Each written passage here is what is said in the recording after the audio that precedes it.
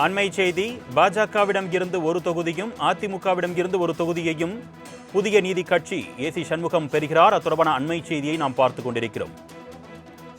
முதலில் ஒரு தொகுதி ஒதுக்கப்பட்ட நிலையில் தற்பொழுது மேலும் ஒரு தொகுதி ஒதுக்கீடு செய்யப்பட்டிருக்கிறது. அண்மை செய்தியாக பார்த்துக் கொண்டிருக்கிறோம். அந்த வகையில் 2026 சட்டமன்ற தேர்தலில் புதிய நீதி கட்சி 2 தொகுதிகளில் போட்டியிடுகிறது.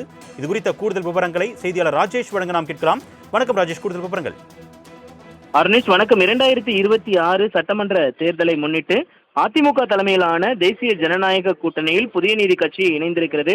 அவர்களுக்கு 2 தொகுதிகள் என்பது ஒதுக்கப்பட்டிருப்பதாக தற்பொழுது அறிவிப்பு வெளியாகி இருக்கிறது. அந்த 2 தொகுதிகளை பொறுத்த வரைக்குமே அதிமுக ஒரு தொகுதியும் பாஜக ஒரு தொகுதியும் ஒதுக்குகிறார்கள். கிட்டத்தட்ட அதிமுகவை பொறுத்த வரைக்குமே 169 தொகுதிகளில் இரட்டை இலையில் களம் காணக்கூடிய சூழ்நிலை. அந்த 169 தொகுதிகளில் இருந்து ஒரு தொகுதியை, அதாவது மதுரை மத்திய தொகுதியை புதிய நீதி கட்சிக்கு ஒதுக்குவதாக தகவல் வெளியாகி இருக்கிறது. அதே போல பாஜகவிற்கு வழங்கப்பட்டிருக்கக்கூடிய 27 தொகுதிகளில் இருந்து ஒரு தொகுதியை புதிய நீதி கட்சிக்கு வழங்குவதாகவும் பாஜக உறுதியளித்திருப்பதாக புதிய நீதி கட்சியினுடைய தலைவர் சண்முகம் அவர்கள் தெரிவித்திருக்கிறார்கள். அந்த 2 தொகுதியிலும் அதிமுக ஒதுக்கிய